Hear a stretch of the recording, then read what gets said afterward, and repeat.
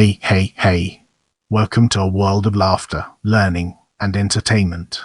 Welcome to another exciting video, where we'll be shedding light on Jackie Gleason. John Herbert Gleason, February 26, June 24, 1987 was an American actor, comedian, writer, and composer known affectionately as the Great One. He developed a style and characters from growing up in Brooklyn, New York, and was known for his brash visual and verbal comedy, exemplified by his city bus driver character Ralph Kramden in the television series The Honeymooners. He also developed the Jackie Gleason Show, which maintained high ratings from the mid-80s through 1970. The series originated in New York City, but filming moved to Miami Beach, Florida in 1964 after Gleason took up permanent residence there. Among his notable film roles were Minnesota Fats in The Hustler co-starring with Paul Newman and Buford&nbsp, Justice in the Smokey and the Bandit series from 1977 to 1983 co-starring Burt Reynolds. Gleason enjoyed a prominent secondary music career during the years, producing a series of best-selling mood music albums.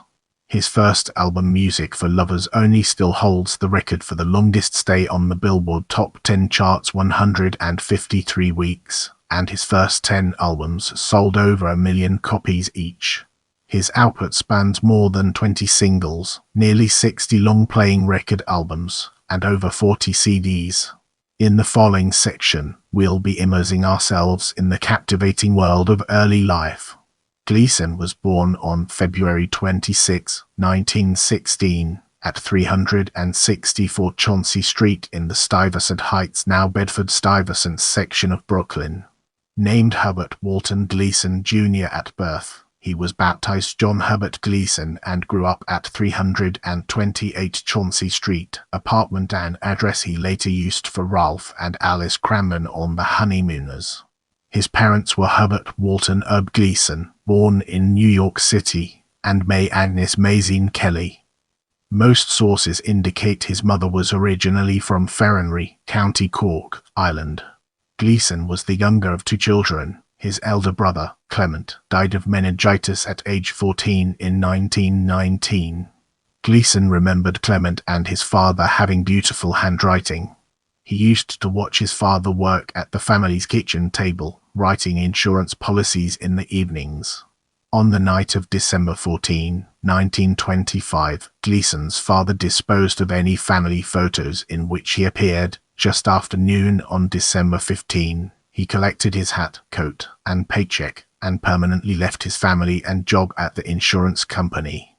Once it became evident that he was not coming back, they went to work as a subway attendant for the Brooklyn Manhattan Transit Corporation (BMT). After his father abandoned the family, young Gleason began hanging around with a local gang, Hustling Paul.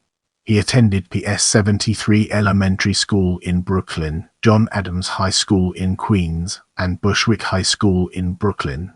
Gleason became interested in performing after being part of a class play. He quit school before graduating and got a job that paid per night as master of ceremonies at a theater.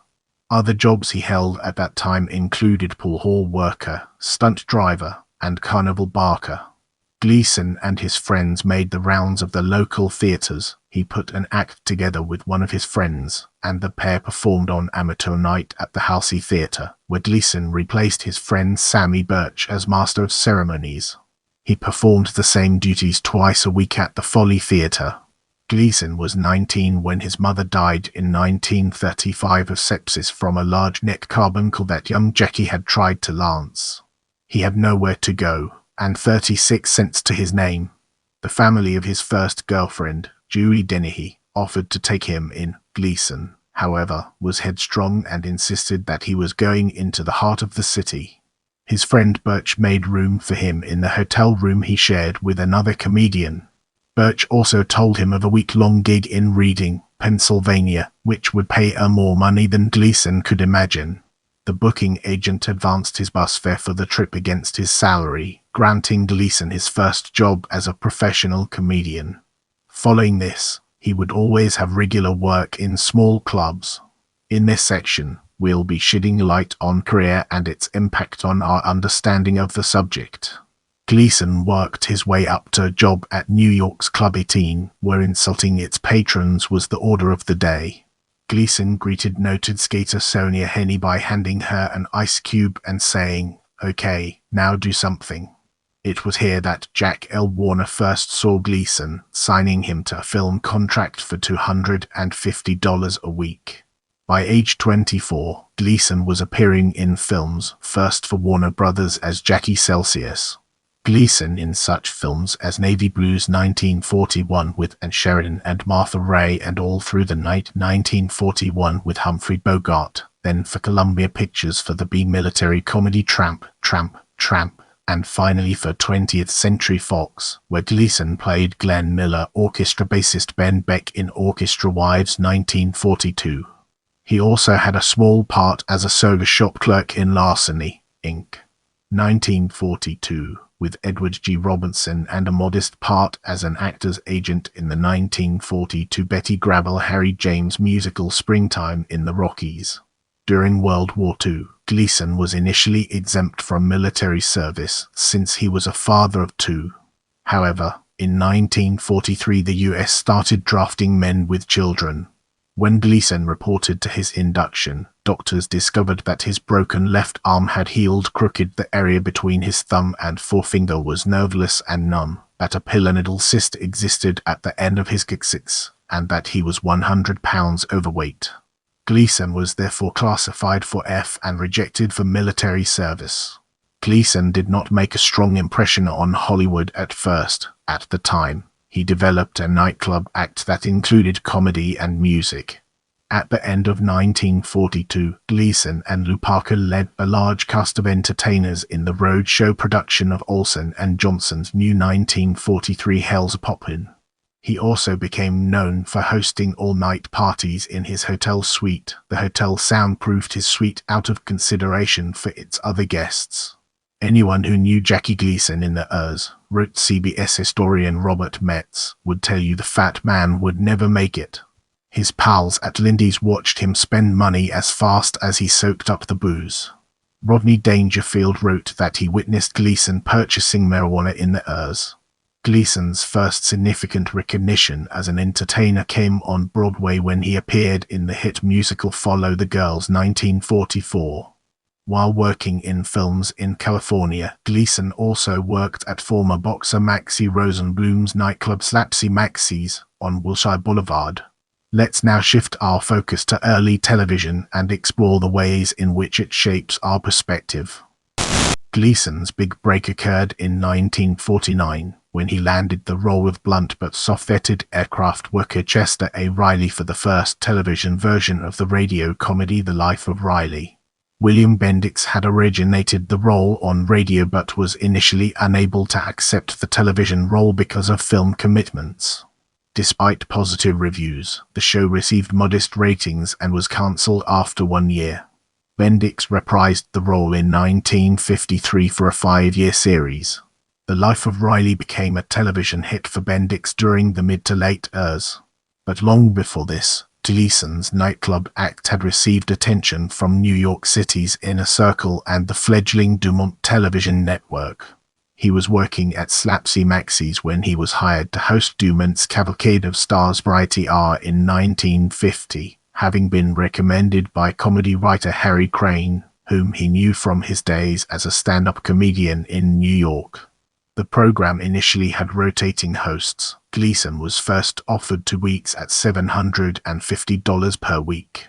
When he responded it was not worth the train trip to New York, the offer was extended to 4 weeks.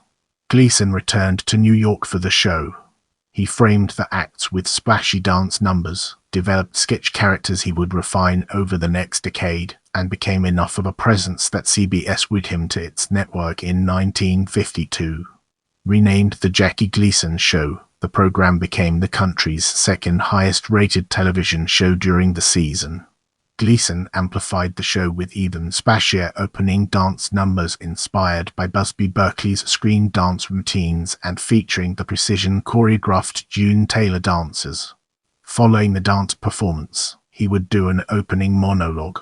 Then, accompanied by a little travelling music that's aplenty, a Dixieland classic from 1914. He would shuffle toward the wings, clapping his hands and shouting, "And away we go." The phrase became one of his trademarks, along with "how sweet it is," which he used in reaction to almost anything. Fiona Bryant, a former Powers girl, became Gleason's "And away we go" girl. Ray Block was Gleason's first music director, followed by Sammy Spear, who stayed with Gleason through the years. Gleason often kidded both men during his opening monologues. He continued developing comic characters, including Reginald Van Gleason III, a top-hat millionaire with a taste for both the good life and fantasy, Rudy the repairman, boisterous and boorish, Joe the bartender, gregarious and with friendly words for the never-seen Mr. Dennehy, always first at the bar, the poor soul, a silent character who could and often did come to grief in the least expected places or demonstrated gratitude at such gifts as being allowed to share a newspaper on a subway, Wrong Dumb, a character with a brush-like mustache who often stumbled around as though drunk and confused, Fenwick Babbitt, a friendly, level-headed young man usually depicted working at various jobs and invariably failing, Charlie Bratton, a loudmouth who frequently picked on the mild-mannered Clem Finch portrayed by Art Carney, a future Honeymooners co-star, Stanley R. Sogg, a pitchman who usually appeared on commercials during late-night movies and sold items that came with extras or bonuses. The ultimate inducement was a 10-pound wedge of Factiona's Macaroni cheese, and The Bachelor, a silent character accompanied by the song "Somebody Loves Me" doing everyday things in an unusually lazy or makeshift way. In a 1985 interview, Gleason related some of his characters to his youth in Brooklyn. The Mr. Dennehy whom Joe the bartender greets is a tribute to Gleason's first love, Julie Dennehy. The character of the poor soul was drawn from an assistant manager of an outdoor theatre he frequented. Gleason disliked rehearsing. With a photographic memory, he read the script once, watched a rehearsal with his co-stars and stand-in, and shot the show later that day. When he made mistakes, he often blamed the cue cards. Now, it's time to shift gears and explore the Honeymooners. Gleason's most popular character by far was blustery bus driver Ralph Kramden. Largely drawn from Gleason's harsh Brooklyn childhood, these sketches became known as the Honeymooners. The show was based on Ralph's many get-rich-quick schemes, his ambition, his antics with his best friend and neighbor, scatterbrained sewer worker Ed Norton, and clashes with his sensible wife, Alice, who typically pulled Ralph's head down from the clouds.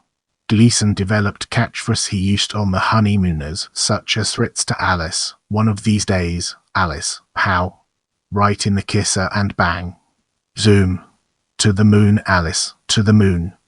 The Honeymooners originated from a sketch Gleason was developing with his show's writers. He said he had an idea he wanted to enlarge, a skit with a smart, quiet wife and her very vocal husband. He went on to describe that, while the couple had their fights, underneath it all they loved each other. Titles for the sketch were tossed around until someone came up with the Honeymooners.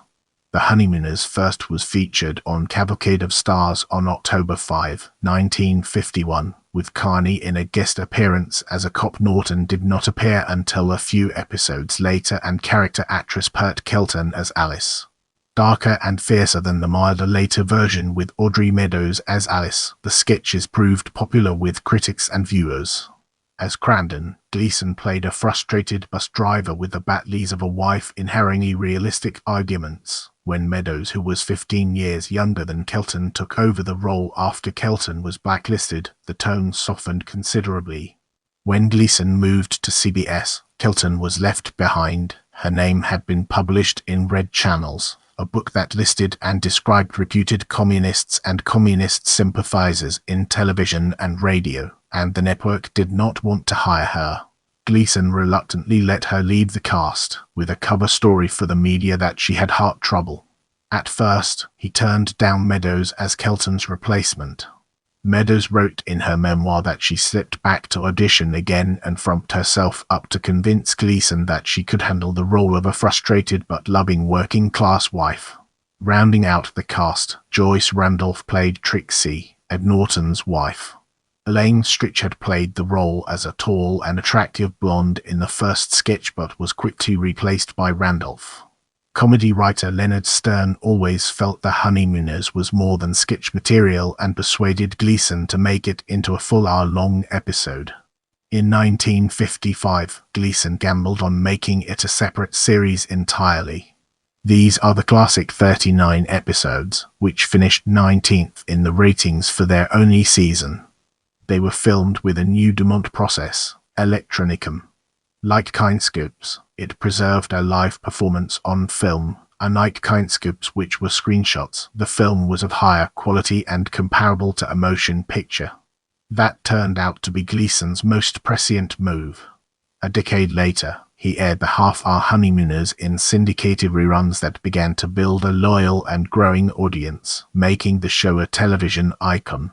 Its popularity was such that in 2000 a life-sized statue of Jackie Gleason, in uniform as bus driver Ralph Kramden, was installed outside the Port Authority bus terminal in New York City. Gleason went back to the live format with short and long versions, including hour-long musicals. These musical presentations were reprised 10 years later, in color, with Sheila McRae and Jane Keane as Alice and Trixie. Audrey Meadows reappeared for one black and white remake of the sketch The Adoption, telecast January 8, 1966. 10 years later she rejoined Gleason and Carney with Jane Keane replacing Joyce Randall for several TV specials. One special from 1973 was shelved. The Jackie Gleason Show ended in June 1957. In 1959, Jackie discussed the possibility of bringing back the Honeymooners in new episodes.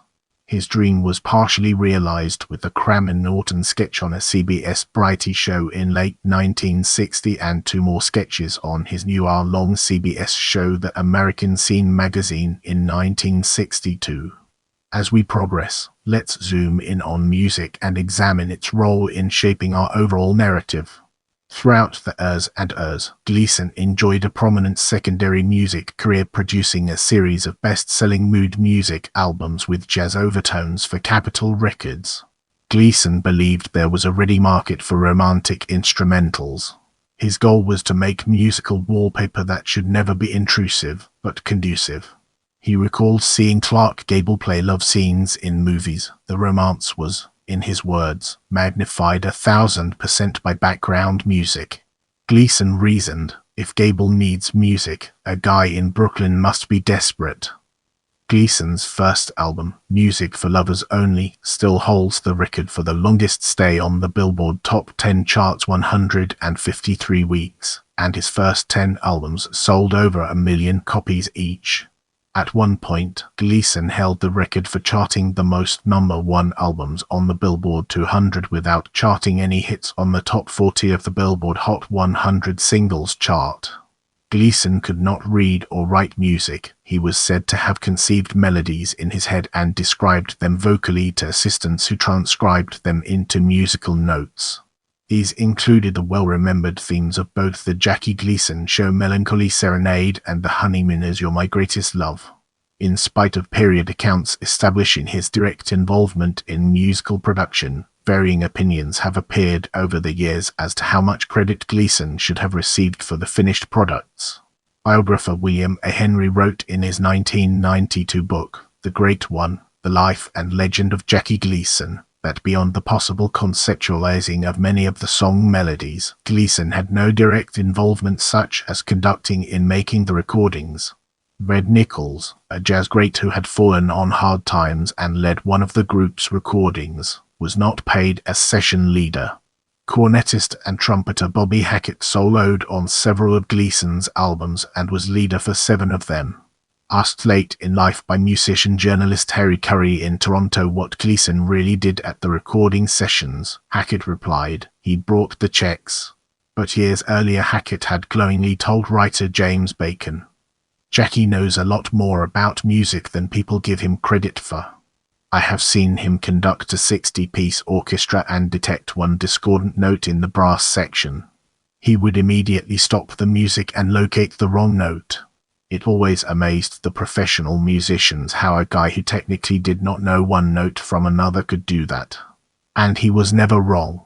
The composer and arranger George Williams has been cited in various biographies as having served as ghostwriter for the majority of arrangements heard on many of Gleason's albums of the Ers and Ers. Williams was not given credit for his work until the early years, albeit only in small print on the backs of album covers. Nearly all of Gleason's albums have been reissued on compact disc. Gleason's lead role in the musical Take Me Along won him a Tony Award for Best Performance by a Leading Actor in a Musical. In this chapter, we'll be shedding light on return to television and its role in shaping our understanding. In 1956, Gleason revived his original variety hour, including The Honeymooners, winning a Peabody Award. He abandoned the show in 1957 when his ratings for the season came in at no. 29 and the network suggested he needed a break. He returned in 1958 with a half-hour show featuring Buddy Hackett, which did not catch on. In addition to his salary and royalties, CBS paid for Gleason's Peekskill, New York, mansion round Rock Hill. Set on 6 acres, the architecturally noteworthy complex included a round main home, guest house, and storage building. It took Gleason 2 years to design the house, which was completed in 1959. Gleason sold the home when he relocated to Miami. In October 1960, Gleason and Carney briefly returned for a Honeymooners sketch on a TV special. His next foray into television was the game show You're in the Picture, which was cancelled after a disastrously received premiere episode but was followed the next week by a broadcast of Gleason's humorous half-hour apology, which was much better appreciated. For the rest of its scheduled run, the game show was replaced by a talk show named The Jackie Gleason Show. In 1962, Gleason resurrected his variety show with more splashes and a new hook, a fictitious general interest magazine called the American Scene magazine, through which Gleason trotted out his old characters in new scenarios, including 2 new Honeymooners sketches. He also added another catchphrase to the American vernacular, first uttered in the 1963 film Popper's Delicate Condition, How Sweet It Is. The Jackie Gleason Show, the American Scene magazine, was a hit that continued for 4 seasons. Each show began with Gleason delivering a monologue and commenting on the attention-getting outfits of bandleader Sammy Spear.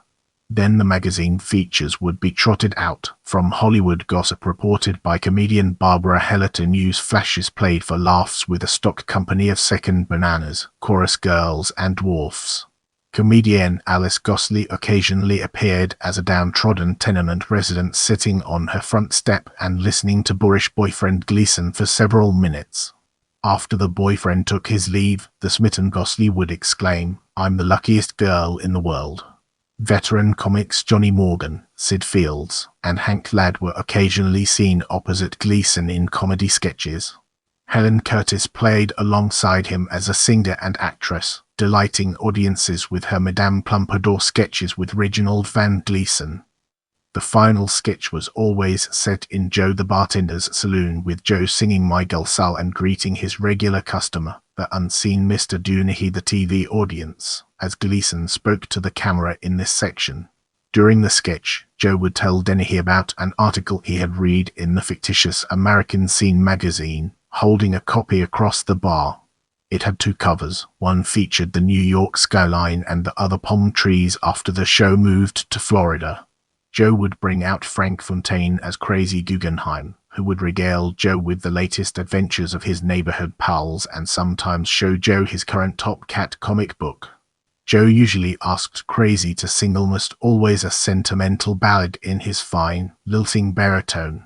Gleason revived the Honeymooners first with Sue Ann Langdon as Alice and Patricia Wilson as Trixie for 2 episodes of the American Scene magazine, then with Sheila McRae as Alice and Jane Keene as Trixie for the 1966 series. By 1964, Gleason had moved the production from New York to Miami Beach, Florida, reportedly because he liked year-round access to the golf course at the nearby Inverary Country Club in Lauderhill, where he built his final home.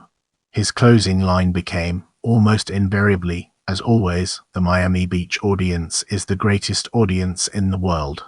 In 1966, he abandoned the American Scene magazine format and converted the show into a standard variety hour with guest performers. Gleason kicked off the season with new, color episodes of The Honeymooners. Connie returned as Ed Norton, with McRae as Alice and Keene as Trixie. The sketches were remakes of the 1957 World Tour episodes, in which Kramden and Norton win a slogan contest and take their wives to international destinations. Each of the 9 episodes was a full-scale musical comedy, with Gleason and company performing original songs by Lynn Dovey and Jerry Bressler. Occasionally Gleason would devote the show to musicals with a single theme, such as college comedy or political satire, with the stars abandoning their Honeymooners roles for different character roles. This was the show's format until its cancellation in 1970. The exception was the season, which had no hour-long Honeymooners episodes. That season, The Honeymooners was presented only in short sketches. The musicals pushed Gleason back into the top 5 in ratings, but audiences soon began to decline. By its final season, Gleason's show was no longer in the top 25. In the last original Honeymooners episode aired on CBS Operation Protest on February 28, 1970, Ralph encounters the youth protest movement of the late years, a sign of changing times in both television and society. Gleason, who had signed a deal in the years that included a guaranteed $100,000 annual payment for 20 years, even if he never went on the air, wanted The Honeymooners to be just a portion of his format, but CBS wanted another season of only The Honeymooners. The network had cancelled a mainstay variety show hosted by Red Skelton and would cancel The Ed Sullivan Show in 1971 because they had become too expensive to produce and attracted, in the executive's opinion, too old an audience. Gleason simply stopped doing the show in 1970 and left CBS when his contract expired. In the upcoming section, we'll be dissecting Honeymooners' revival and exploring its intricate connections to our topic. Gleason did 2 Jackie Gleason Show specials for CBS after giving up his regular show in the years, including Honeymooners segments and a Reginald Van Gleason I sketch in which the gregarious millionaire was portrayed as a comic drunk.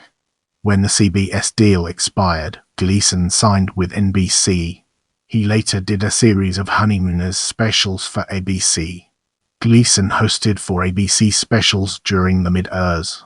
Gleason and Connie also made a television movie, Izzy and Mo 1985, about an unusual pair of historic federal probation agents in New York City who achieved an unbeatable arrest record with highly successful techniques including impersonations and humor, which aired on CBS in 1985. In April 1974, Gleason revived several of his classic characters including Ralph Kramden, Joe the Bartender and Reginald Van Gleason III in a television special with Julie Andrews. In a song and dance routine, the two performed Take Me Along from Gleason's Broadway musical. In 1985, 3 decades after the classic 39 began filming, Gleason revealed he had carefully preserved transcripts of his live-as programs in a vault for future use, including Honeymooners sketches with Burt Kelton as Alice.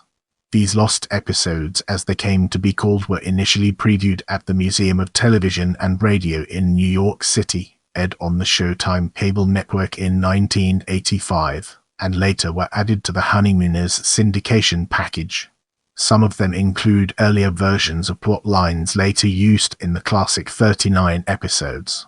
One A Christmas episode duplicated several years later with Meadows as Alice had all Gleason's best-known characters: Ralph Kramden, the poor soul, Rudy the repairman, Reginald Van Gleason, Fenwick Babbitt, and Joe the bartender featured in and outside of the Kramden apartment.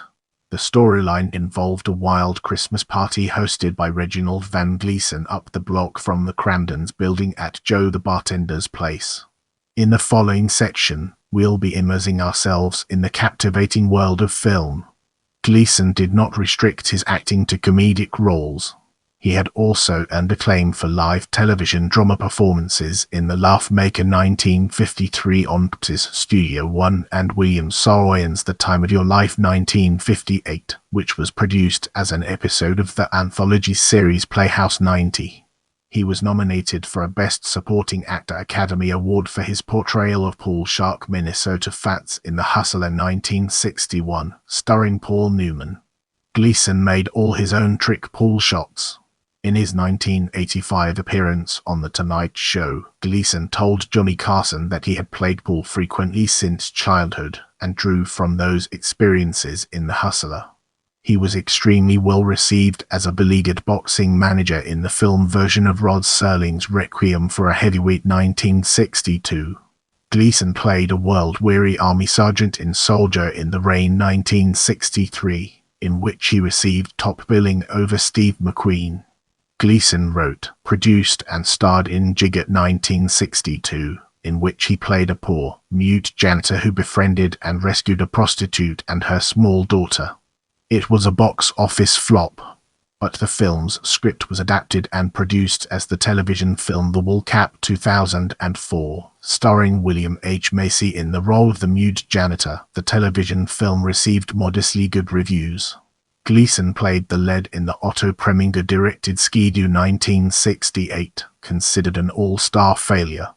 In 1969, William Friedkin wanted to cast Gleason as Popeye Doyle in The French Connection 1971, but because of the poor reception of Jigget and Skidoo, the studio refused to offer Gleason the lead. He wanted it.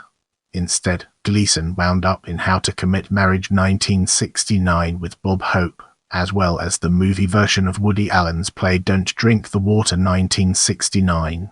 Both were unsuccessful. 8 years passed before Gleason had another hit film.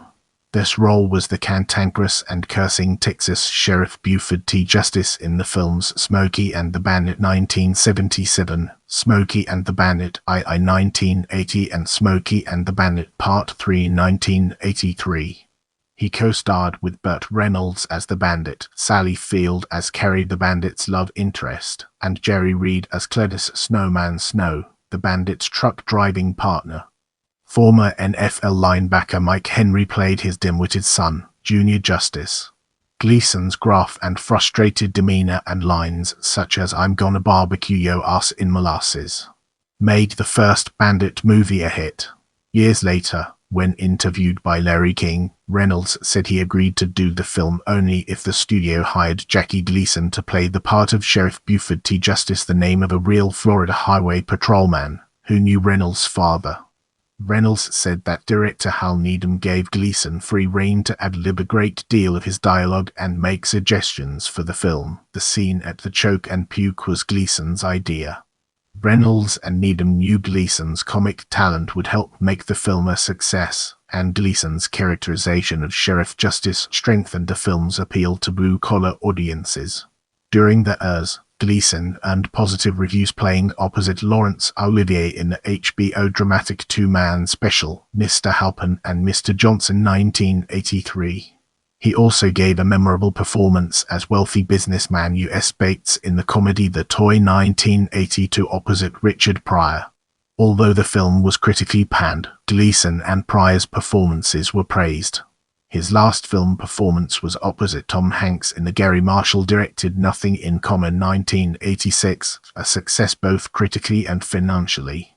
Now, let's delve into the intricacies of fear of flying and explore its various aspects. For many years, Gleason would travel only by train. His fear of flying arose from an incident in his early film career. Gleason would fly back and forth to Los Angeles for relatively minor film work. After finishing one film, the comedian boarded a plane for New York. When two of the plane's engines cut out in the middle of the flight, the pilot had to make an emergency landing in Tulsa, Oklahoma. Although another plane was prepared for the passengers, Gleason had enough of flying. He went into downtown Tulsa, walked into a hardware store, and asked its owner to lend him $200 for the train trip to New York. The owner asked Gleason why he thought anyone would lend a stranger so much money. Gleason identified himself and explained his situation. The store owner said he would lend the money if the local theater had a photo of Gleason in his latest film. However, the publicity shots showed only the principal stars. Gleason proposed to buy 2 tickets to the film and take the store owner. He would be able to see the actor in action. The 2 men watched the film for an hour before Gleason appeared on screen. The owner gave Gleason the loan, and he took the next train to New York. There, he borrowed $200 to repay his benefactor. With our foundation established, it's time to explore interest in the paranormal and its relevance to our overarching theme.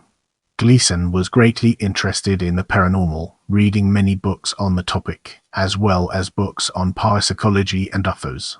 During the years, he was a semi-regular guest on a paranormal-themed overnight radio show hosted by John Nebel, and he also wrote the introduction to Donald Bain's biography of Nebel. After his death, his large book collection was donated to the Library of the University of Miami. A complete listing of the holdings of Gleason's library has been issued by the online cataloging service LibraryThing. According to writer Larry Holcomb, Gleason's known interest in UFOs allegedly prompted President Richard Nixon to share some information with him and to disclose some UFO data publicly. Get ready to uncover the mysteries surrounding marriages and family as we navigate its intriguing terrain. Gleason met dancer Genevieve Harford when they were working in vaudeville, and they started to date. Harford wanted to marry, but Gleason was not ready to settle down. She said she would see other men if they did not marry. One evening when Gleason went on stage at the Club Miami in Newark, New Jersey, he saw Harford in the front row with a date. At the end of his show, Gleason went to the table and proposed to Harford in front of her date. They were married on September 20, 1936. Harford wanted a quiet home life, but Gleason fell back into spending his nights out. Separated for the first time in 1941 and reconciled in 1948, the couple had 2 daughters, Geraldine 1940 and Linda B 1942. Gleason and his wife informally separated again in 1951. It was during this period that Gleason had a romantic relationship with his secretary Honey Merrill, who was Miss Hollywood of 1956 and a showgirl at the Tropicana. Their relationship ended years later after Merrill met and eventually married Dick Roman. In early 1954, Gleason suffered a broken leg and ankle on air during his television show. His injuries sidelined him for several weeks. Harford visited Gleason while he was hospitalized, finding dancer Marilyn Taylor from his television show there. Harford filed for a legal separation in April 1954. A devout Catholic, Harford did not grant Gleason a divorce until 1970. Gleason met his second wife, Beverly McKittrick, at a country club in 1968, where she worked as a secretary. 10 days after his divorce from Harford was final, Gleason and McKittrick were married in a registry ceremony in Ashford, England on July 4, 1970. In 1974, Marilyn Taylor encountered Gleason again when she moved to the Miami area to be near her sister June, whose dancers had starred on Gleason's shows for many years. She had been out of show business for nearly 20 years. In September 1974, Gleason filed for divorce from McKittrick, who contested, asking for a reconciliation. The divorce was granted on November 19, 1975. As a widow with a young son, Marilyn Taylor married Gleason on December 16, 1975. The marriage lasted until his death in 1987. Gleason's daughter Linda became an actress and married actor-playwright Jason Miller. Their son, Gleason's grandson, is actor Jason Patrick. Welcome to the next segment, where we explore later years, health issues, and death and its significance in our journey. As early as 1952, when the Jackie Gleason Show captured Saturday night for CBS, Gleason regularly smoked 6 packs of cigarettes a day, but he never smoked on the Honeymooners. In 1978, he suffered chest pains while touring in the lead role of Larry Gilbart's play Sly Fox. This forced him to leave the show in Chicago and go to the hospital. He was treated and released, but after suffering another bout the following week, he returned and underwent triple-bypass surgery. Gleason delivered a critically acclaimed performance as an infirm, acerbic, and somewhat Archie Bunker-like character in the Tom Hanks comedy drama Nothing in Common 1986. This was Gleason's final film role. During production, he was diagnosed with colon cancer, which had metastasized to his liver. Gleason was also suffering from phlebitis and diabetes. "I won't be around much longer," he told his daughter at dinner one evening after a day of filming. Gleason kept his medical problems private, although there were rumors that he was seriously ill. A year later, on June 24, 1987, Gleason died at age 71 in his Florida home. After a funeral mass at the Cathedral of St. Mary, Gleason was entombed in a sarcophagus in a private outdoor mausoleum at Our Lady of Mercy Catholic Cemetery in Miami. Gleason's sister-in-law, June Taylor of the June Taylor Dancers, is buried to the left of the mausoleum, next to her husband. Get ready for an exciting exploration as we unravel the mysteries of legacy and honors. Miami Beach in 1987 renamed the Miami Beach Auditorium as the Jackie Gleason Theater of the Performing Arts. The theater was scheduled to be razed as part of a convention center remodeling project and replaced by a hotel. The demolition did not take place and the Fillmore Miami Beach is still in operation. Gleason was inducted into the Academy of Television Arts and Sciences Television Hall of Fame in 1986. In 2000, a statue of him as Ralph Kramden in And Away We Go pose was installed at the Miami Beach bus terminal. Gleason was nominated 3 times for an Emmy Award, but never won. Carney and Keene did, however. In 1976 at the 6th Annual American Guild of Variety Artists AGVA Entertainer of the Year Awards, Paul Lynde received an award for being voted the funniest man of the year. Lynde immediately turned his award over to host Jackie Gleason, citing him as the funniest man ever. The unexpected gesture shocked Gleason. On June 30, 1988, the Sunset Park MTA, NIT's Fifth Avenue Bus Depot in Brooklyn was renamed the Jackie Gleason Depot in honor of the native Brooklynite. A statue of Gleason as Ralph Kramden in his bus driver's uniform was dedicated in August 2000 in New York City in Manhattan at the 40th Street entrance of the Port Authority Bus Terminal PABT. The statue was briefly shown in the film World Trade Center 2006. A city park in Lauderhill, Florida, was named the Jackie Gleason Park in his honor. It is located near his former home and features racquetball and basketball courts and a children's playground. Signs on the Brooklyn Bridge which advise drivers that they are entering Brooklyn have the Gleason phrase "How sweet it is." Late in his life, actor-playwright Jason Miller, Gleason's former son-in-law, was writing a screenplay based on Gleason's life. He died before it was completed. Gleason was portrayed by Brad Garrett in a 2002 television biopic about his life. Moving forward, we'll be taking a closer look at television. Your Sports Special 1949 as himself The Lamb's Gamble March 27, 1949 as himself On the Tour Day 1949, NBC TV as himself The Life of Riley October 4, 1949 March 28, 1950, TV series as Chester A. Riley The Arrow Show 1949 as himself Tex and Jinx 1949 as himself This Is Show Business 1950 as himself Showtime United States of America 1950 as himself Cavalcade of Stars, TV series as himself host Ralph Kramden Reginald Van Gleason I The Frank Sinatra Show 1950 as himself Ford Star Review 1951 as himself The Frank Sinatra Show 1951 as himself Cavalcade of Bands 1951 as himself Stage Entrance 1951 Dumont TV as himself Musical Comedy Time No Minette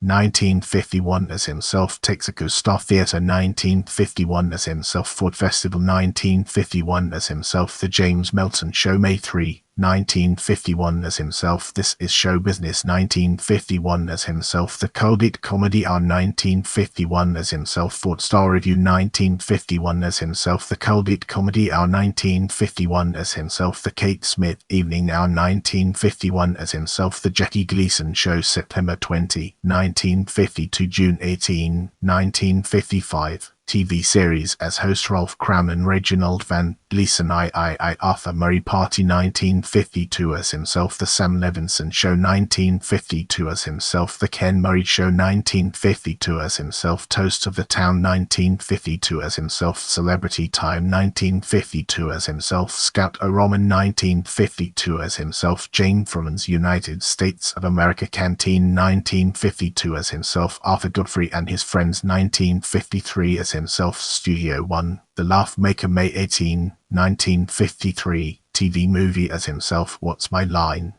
1953 as himself, This Is Show Business. 1953 as himself, Guest himself, Arthur Murray Party. 1953 as himself, Toast of the Town. 1954 as himself, The Red Skelton Show. January 5, 1954 as himself, Name That Tune. 1954 as himself, Studio One, Shortcut. December 6, 1954. TV movie as himself, The Best of Broadway, The Show Off. February 2, 1955. TV movie as himself, What's My Line. 1955 as himself, I've Got a Secret. 1955 as himself, The Jack Benny Program. May 1, 1955 as himself, Stage Show. 1955 as himself, The Honeymooners. October 1, 1955. September 22, 1956. TV series as Ralph Kramden, The Red Skelton Show. October 4, 1955. Studio One, Uncle Ed and Circumstances. October 10, 1955. TV movie The $64,000 Question. 1956 as himself, Person to Person. February 3, 1956 as himself, The Upshriner Show. October 2, 1956 as himself, The Jackie Gleason Show. September 29, 1956. June 22, 1957. TV series as himself, Playhouse 90, The Time of Your Life. October 9, 1958. TV movie as Joe, This Is Your Life. 1958 as himself, Arthur Godfrey Show. 1958 as himself, The Jackie Gleason Show. October 1958. January 1959. TV series as himself, All-Star Jazz 4, The Golden Age of Jazz. January 4, 1959 as himself, A Fabulous 50s. 1960 as narrator, Arthur Godfrey Special. 1960 as himself, The Secret World of Eddie Hodges. June 23, 1960. TV movie as narrator himself, The Jackie Gleason Special, The Big Sell Review. October 9, 1960 as salesman, Reginald Van Gleason, I Joe the Bartender. Ralph Kramden, Step on the Gas. CBS. October 19th, 2060. TV special, The Red Skelton Show. January 24, 1961 as himself, Sunday Sports Spectacular, Jackie Gleason with the Putter and Q. 1961 as himself, You're in the Picture, Jackie Gleason Show. January 27, March 24, 1961 as himself, The Jackie Gleason Special, The $1 Million Incident. April 21, 1961 as himself, Jackie Gleason and His American Scene Magazine. September 29, 1962. June 4, 1966. TV series as himself, The 35th Annual Academy Awards. 1963 as himself, Freedom Spectacular. May 14, 1964. NAACP Special as himself, Inquiry. June 13, 1965. June 20, 1965. NBC as himself, The Bob Hope Chrysler Theatre, The Big Stomach. November 16, 1966 as The Vast Waistline, The Jackie Gleason Show. September 17, 1966. September 12, 1970. TV series as himself, Host Here's Lucy, Lucy Visits Jack Benny. September 30, 1968 as Ralph Kramden, The Mike Douglas Show. October 15, 1968 as himself, The David Frost Show. February 17, 1970 as himself, The David Frost Show. April 6, 1970 as himself, The David Frost Show. May 7, 1970 as himself the Jackie Gleason Special December 20, 1970 as Ralph Kramden Reginald Van Gleason I the Poor Soul The Mike Douglas Show November 2024 and 29, 1972 as himself the Jackie Gleason Special November 11, 1973 as Ralph Kramden Reginald Van Gleason I the Poor Soul Show Business Tribute to Milton Berle 1973 Julie and Jackie How Sweet It Is 1974 Bob Hope Special 1974 as himself the Dean Martin Celebrity Roast 1975 as himself the Dick Cavett Show August 30, 1975 as himself Dinah January 13, 1975 as himself Lucille Ball and Jackie Gleason 2 for 3 December 3, 1975 as himself Super Night at the Super Bowl 1976 as himself The Mike Douglas Show January 1976 as himself The Honeymooners Second Honeymoon February 2, 1976 as Ralph Kramden Donahue 1976 as himself The Captain and Tennille September 20, 1976 as himself Bing Crosby's White Christmas 1976 as himself Dinah February 11, 1977 as himself The Honeymooners Christmas Special November 28, 1977 as Ralph Kramden The Honeymooners Valentine Special February 13, 1978 as Ralph Kramden The Second Honeymooners Christmas Special December 10, 1978 as Ralph Kramden The Mike Douglas Show May 7, 1980 as himself Mr. Halpin and Mr. Johnson June 3, 1983 TV movie as Ernest Johnson All-Star Party for Burt Reynolds 1984 as himself 60 Minutes 1984 as himself Izzy and Mo September 23, 1985 TV movie as himself The Honeymooners Reunion May 13, 1985 as Ralph Kramden The 39th Annual Tony Awards June 2, 1985 as himself The Honeymooners Anniversary Celebration October 18, 1985 as Ralph Kramden The Tonight Show starring Johnny Carson October 18, 1985 as himself Gleason in his own words February 14, 1986 as himself. As we embark on the next leg of our journey, let's unpack the layers of stage and examine its core elements. Heap Off the Grass 1940 Hell's Poppin' 1942 Artists and Models 1943 Follow the Girls 1944 The Duchess Misbehaves Heaven on Earth 1948 Along Fifth Avenue 1949 Take Me Along 1959 Sly Fox 1978 Now, let's dig deeper into film and unveil the hidden treasures it holds within. Navy Blues 1941 as Tubby Steele Against the Sky 1941 as Starchy All Through the Night 1942 as Starchy Lady Gangster 1942 as Wilson Tramp 1942 as Hank Larceny, Inc.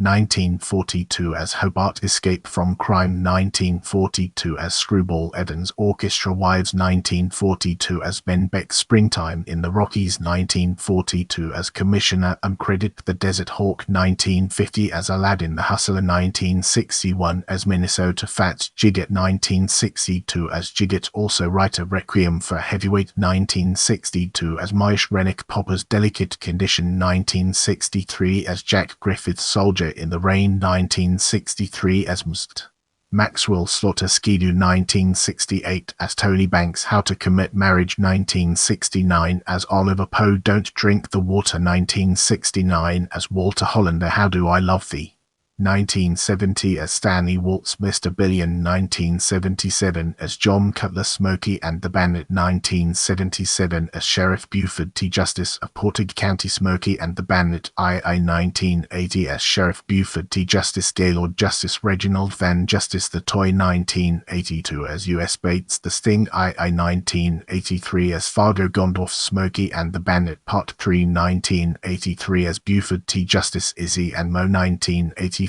as Izzy Einstein Nothing in Common 1986 as Max Bass final film role. In this segment, we'll be unraveling the complexities of album discography and exploring its multifaceted nature. Year, title, label and number. US Billboard Best-Selling Popular Albums 1 1952 Music for Lovers Only, capital 10 1 153 total weeks within the Billboard Top 10 to 1953 Lovers Rhapsody, capital 10 No. 1 3 1953 Music to Make You Misty, capital 10 No. 1 4 1954 Tony, capital 10 No. 8 5 1954 And Away We Go, capital 10 No. 1 6 1954 Music, Martinis and Memories, capital 1 No. 1 7 1954 Melancholy Serenade, capital EP. 8 1955 Lonesome Echo, capital 10 No. 1 9 1955 Music for Lovers Only, capital 1 No. 7 10 1955 Music to Make You Misty, capital 1 No. 11 11 1955 And Away We Go, capital 1 No. 85 12 1955 Jackie Gleason Plays Romantic Jazz, capital 1 No. 2 13 1955 Music to Remember Her, capital 1 No. 5 14 1955 Lonesome Echo, capital 1 No. 1 15 1956 Captain Gleason's Garden Band, capital EP. 16 1956 Music to Change Her Mind, capital 1 No.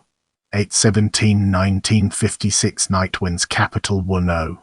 10 18 1956 Merry Christmas, capital 1 No. 16 19 1957 Music for the Love Hours, capital 1 No. 13 20 1957 Velvet Brass, capital 1 No. 16 21 1957 UU, capital 1 No.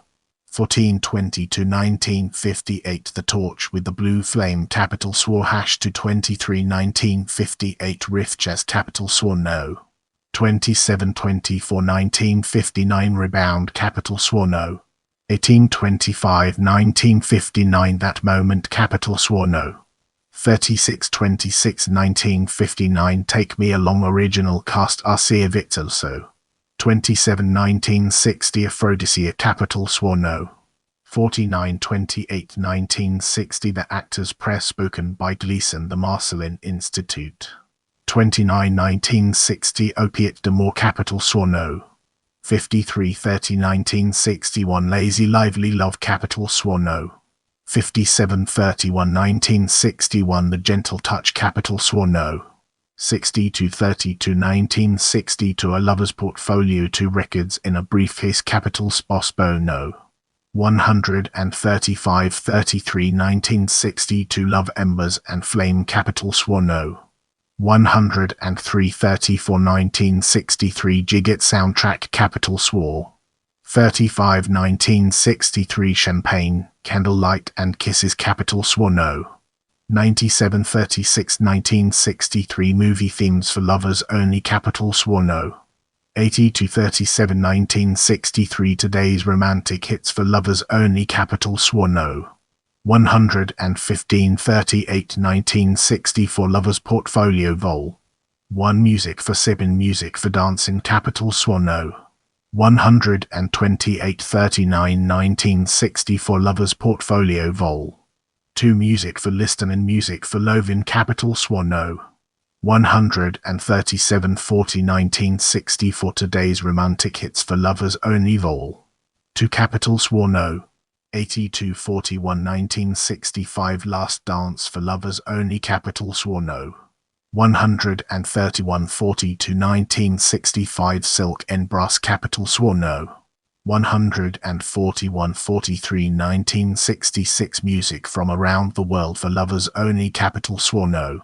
102 44 1966 How Sweet It Is for Lovers, capital SWOR No. 71 45 1967 A Taste of Brass for Lovers Only, capital SWOR No. 246 1967 'Tis the Season, capital No. 37 47 1967 The Best of Jackie Gleason, capital SWOR. 48 1967 The Best of Jackie Gleason, capital Record Club SWAO 90000 601 49 1968 Dublin in Brass, capital SWOR No. 165 50 1969 The Best of Jackie Gleason, Volume 2 capital SKA 146. 51 1969 The Now Sound capital Swarno. 250 to 1969 Irving Berlin's Music for Lovers Only capital Sw. 53 1969 Close Up capital Swano. 192 54 1969 All I Want for Christmas capital Snow. 1355 1970 Softly capital Sol.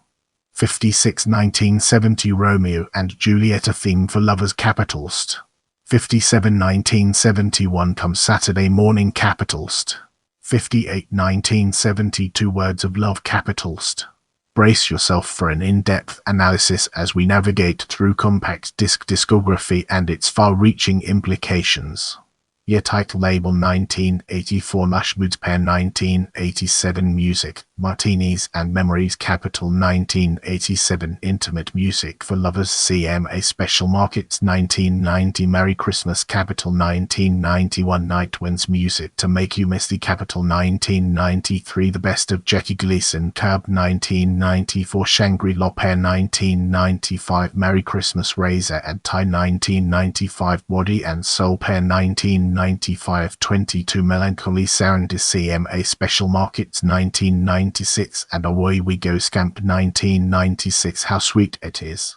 The Velvet Brass Collection Razor and Tie 1996 Romantic Moods of Jackie Gleason to Disc Set EMI Capital 1996 Thinking of You CEMA Special Markets 1996 Tis the Season Capital 1996 The Best of Jackie Gleason Collectibles 1999 Music for Lovers Only Music to Make You Misty Collector's Choice 2000 Best of Jackie Gleason EMI Special Products 2000 Tony Music Martinis and Memories Collector's Choice 2000 Music, Moonlight and Memories 3-disc set Reader's Digest 2001 Lonesome Echo Collector's Choice 2001 Music to Remember Her Collector's Choice 2001 Lover's Rhapsody and Away We Go Collector's Choice 2001 Snowfall EMI 2002 for Lovers Only 36 All-Time Greatest Hits 3-disc set Timeless Media Group 2003 Plays Romantic Jazz Collector's Choice 2004 Music to Change Her Mind Collector's Choice 2005 Night Winds Collector's Choice 2006 A Taste of Brass and Dublin in Brass Capital 2007 Complete Bobby Hackett Sessions 4-disc set Fine and Mellow 2009 Take Me Along 1959 Original Broadway Cast DRG 2009 Tis the Season Capital 2011 That Moment Opiate de Mor Dutton Vocalian 2011 The Torch with the Blue Flame The Best of Uru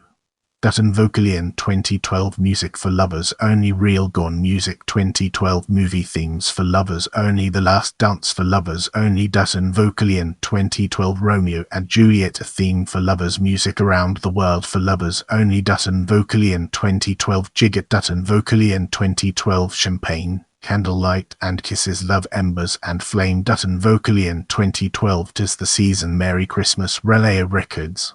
I'm here to provide you with the best information, so let me know what else you'd like to learn about.